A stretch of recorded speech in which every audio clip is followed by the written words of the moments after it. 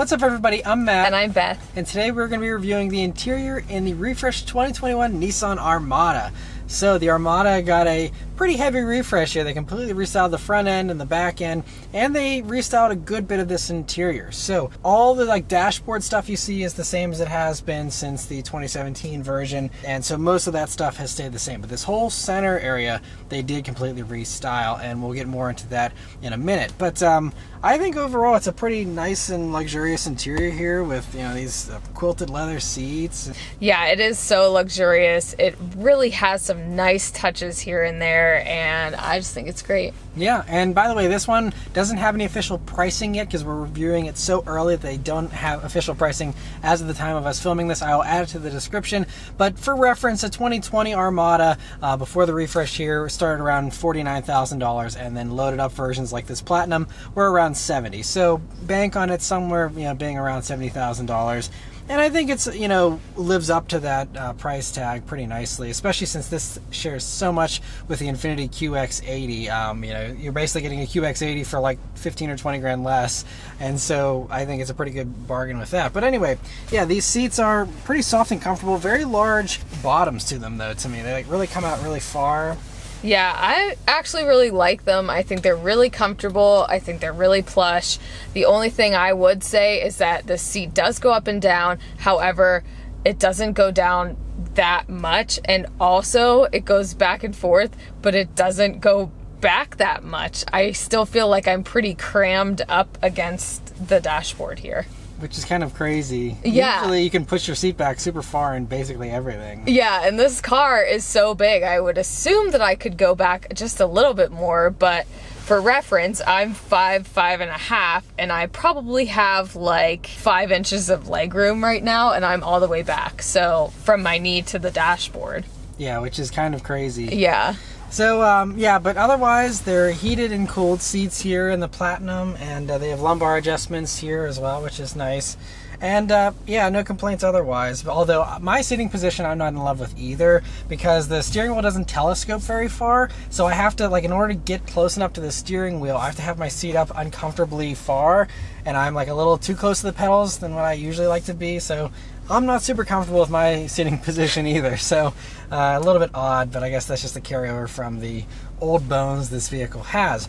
Anyway, moving on to the steering wheel here in the Armada. It's really nice. It has the new Nissan logo on it. It has a good 9-3 grip, nice little 10-2 notches. Most of the same buttons you get on the old Armada, but it is a heated steering wheel, which is very nice that you have that here. You also just have the new Pro Pilot Assist button here on the wheel, but otherwise, just the nice contrast stitching and stuff on it looks really good. The gauges in the Armada are also nicely improved, so they got rid of the tiny little center screen, and you now have a 7-inch display there in the middle, which is similar to the center displays you get in the Altima, the Rogue, stuff like that. Now has the same kind of deal, and you have analog gauges on the left and the right, and so it's not the highest tech feeling thing out there, but most of the other competitors these days still are pretty old themselves, and so they have fairly dated gauges in most of them too. But no complaints here with these gauges. It shows you your basic stuff, your trip info. It'll also display navigation or audio and that kind of stuff in there, and it's color and pretty high resolution, so no real complaints there. Coming over to the center of the dashboard here, though, right up top you have this brand new 12.3-inch widescreen touchscreen display. So it does have a little controller down here you can use too, but it is fully touch, and it's a nice screen. I like that they, modernized the Armada here by giving it this brand new thing. It runs the newest software from Nissan, so you have, a nice little row of buttons here at the bottom, but it is always split screen, it seems. I couldn't find any way to get it to be not split screen, so it kind of gives you a smaller portion there, and that also goes for CarPlay and Android Auto, which it does have wireless Apple CarPlay and Android Auto, which is very nice that you do have that wireless capability, and that kind of puts this a little bit above most of the other stuff out there, aside from the Tahoe, which also does have wireless CarPlay here for 2021. And so yeah, going through your radio stations, all that kind of stuff is pretty easy because it has a volume and a tune knob. The only thing that we noticed with this infotainment system in our week, or just the weekend we had with it, is that it's super glitchy. And this is a pre-production version,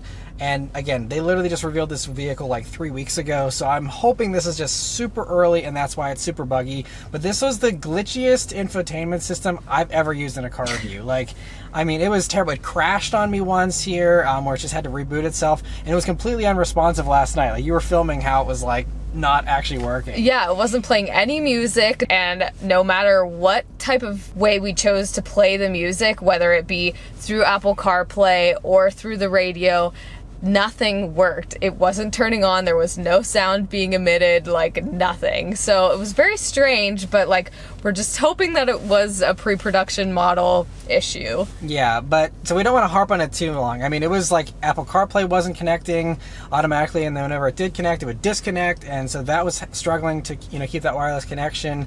And then yeah, it wouldn't even respond to my touch sometimes with the touchscreen, just in general, not even on CarPlay.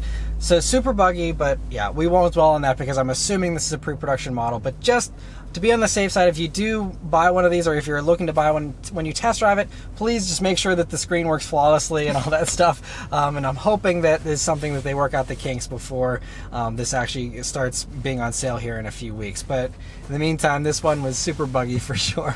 But then, yeah, but it's great you have the volume and tune knobs nice and large there. One other thing, though, that I don't think will be fixed with the infotainment is the fact that sometimes when you're on certain menus, like when you're in the audio menu, there is no actual on-screen home button. So like I have to go back to one of these other buttons down here to then give me a home button option. And so there's been a few times where I've been in this system and there's been no way for me to get a home button. And usually with other Nissans, there's a home button right up top here beneath the screen. Now you do have a home button down here with your little controller, but you know, if you're looking up at the screen and touching the screen, to then have to come down here all the way by your shifter to have a home button is just a little bit of a poor design there with the way they should always have a home button somewhere on that screen so you can easily go home no matter where you're at in the system. So that's the only little critique I can say there. But that's just unique to the Armada because again, everything else has home buttons, you know, hard home buttons right there by the volume and stuff. But while we were actually, you know, trying to listen to the stereo, whenever it did work here in this vehicle, it's a nice system. It's a Bose system and it's 13 speakers, so nothing crazy. You know, it didn't wow us with the sound or anything, but it's nice. They do give you an upgraded stereo here in the Platinums, and it sounded, you know, it was strong and sounded pretty good. Just, you know, it's not going to be a crazy sound experience like you're going to get in like some of the higher end stuff out there from the luxury brands or anything, but still a nice stereo nonetheless. But anyway, moving on, coming down, you have this restyled climate control area, which is really nice. You have these glossy black buttons, very classy and a little bit more expensive looking than the cheaper plastic you've gotten in Nissans in the past, you know, decade here. A really nice improvement there. Also like the little Armada script you have, and then you have this little cover which gives you one of the other modern touches here. You have wireless charging now in the Armada, which is nice. It's not super huge, but it is a pretty good size, a little bit larger than the wireless charging pad in the Lexus LX 570, for example. So good space there. You have also a normal power outlet there. Coming beneath there, you'll see your trailer brake controller and a USB jack and a USB-C jack, and nice that they have updated that as well. But moving on to the storage spaces here in the Armada, this is an area where the dated bones of this vehicle kind of hurt it a little bit because they can only do so much to update it. And so honestly, the storage spaces are the same as they were back with the 2017 version. So you have a pretty large pocket in the door with a bottle holder, so no complaints there. But coming over to the middle, aside from that wireless charging pad, all you have are your 2 cup holders. There's no extra bins. And again, this is par for the course since most of the competitors are pretty dated as well.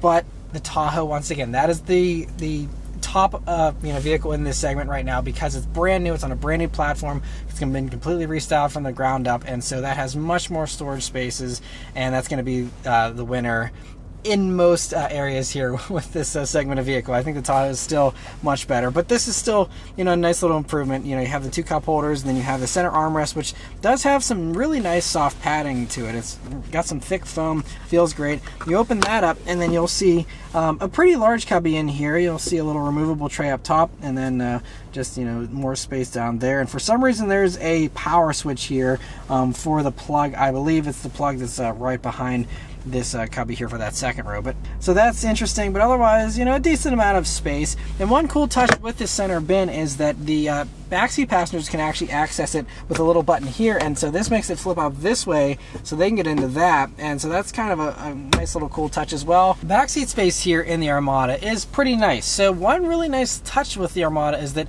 this one you can see has the captain's chairs, but you can actually get a normal bench back in that second row on all trims. And usually with most of the others out there in any 3-row vehicle, the captain's chairs are like forced on you if you want a nice trim. And so the fact that Nissan will actually sell you an 8-passenger vehicle with a fully loaded trim is kind of a unique differentiator for it. And so anyway, those seats are very comfortable, very large seats there as well. And so I'm 5'9", I'm sitting behind myself.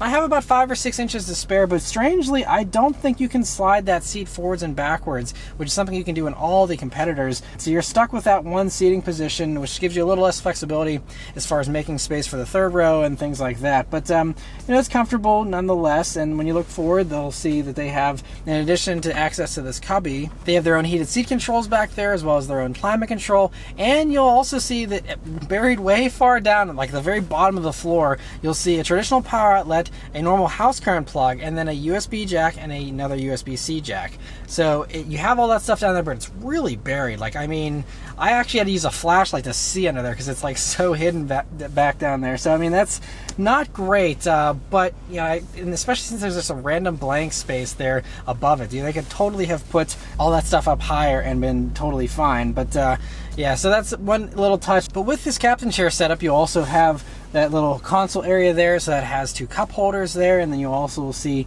their own little center bin that they can open up and have extra cubby there. And there's also another weird, strange cubby here. You can open this up, and it goes way far back, but the way that that's designed, it's like you can't really see into that, like when you're sitting in those seats. So it's a strange little, I mean, it's huge, so it's a nice extra space, but just kind of a strange application to have something there like that. But anyway, there's also pockets in those doors as well to give them a little bit of extra storage. But then to get into the third row here in the Armada, it's pretty easy. There's just a little lever you flip up, and then the whole seat just automatically springs forward and flips end over end there, and gives you a nice wide area to get into the third row there. And then so that third row is pretty tight. So again, me being 5'9", since I can't move that second row at all, you're just stuck with the one position there. I mean, I do fit, but it's not super comfortable because the seat bottom is really low, so I feel like I'm sitting on the floor back there. So my legs are up really high, and also like it's not a flat floor back there, so my left leg's up higher than my right, so a little bit of a strange setup there. And also it's not super comfortable. Now it is a power recline third row, so you can put that third row further back if you don't care about sacrificing cargo space in the trunk. But no matter how I reclined that third row seat, it was never totally comfortable because you have to push up those headrests for that third row to actually use it. I always had that some part of that headrest was like digging into my back no matter how I sat, because it's just such a small back seat. Wasn't very comfortable there. I would not recommend sitting in that third row for very long, even if you're on the smaller side, because it's just not very comfortable. But while you are back there, you'll see 2 more cup holders on each side. It works in a pinch, but I would say that's probably one of the least comfortable third rows in this segment of vehicle. And again, I have to go back to the Tahoe because it is just fantastic. They made it so much longer. You don't even need to get a Suburban anymore because the Tahoe has so much space in its third row. I still think the Tahoe just does that third row much better for basically the same money. But just one thing to note here, third row isn't great, but if you want to just fold those third row seats flat, then you'll have a much larger cargo area. And moving back to the cargo space, it's a good amount of space, especially whenever you have those seats folded down. But even with those seats folded up and kind of in a normal position for the seat back there, not reclined too much, you can see it's also still a decent amount of space. You can stand up several carry-on suitcases back there, no problem. When you go beneath the floor there, you'll see there's another little cubby, and it's a decent size, but not huge, but nice to have that. And then there's also another power outlet back there, and also some various hooks and stuff to carry all your groceries home. And so that's a nice little touch too. But yeah, so a good amount of space back there. But again, I think that maybe some of the competitors have a little bit more, especially like I said, that brand new Tahoe in particular, and even I think the Expedition might have a tiny bit more back there. But yes, that's all our thoughts here on the interior of the Armada. Overall, they did a really impressive redo here for just a refresh. I mean, I think most other companies, do very little things and that's it. And, I've always complained on the Toyotas and the Lexuses that I wish that their big V8 things, they'd actually bother to upgrade the infotainment. And Nissan learned that lesson from those Toyotas and Lexuses, and they, put the time and effort in to completely redo this brand new screen. If it actually works in the production versions, it's going to be a fantastic upgrade. And, it's just impressive that they went to this much trouble, because it is a lot more work to completely tear out this whole center thing and put in a new thing like they did here. And so it just shows how Nissan's really just giving 110% with all their new stuff. I've been impressed with the new Rogue, the new Sentra, the new Altima, and even though this is just a refresh, they still did more than they really had to do. And so for that, I really respect them for going to all that trouble. But yes, that's about all our thoughts here on the interior. Let us know your thoughts in the comments below. Huge thanks to Nissan for providing us here with this very early Armada to review for you guys. And yeah, let us know your thoughts in the comments. Thanks very much for watching. We'll see you on the next one. Take care.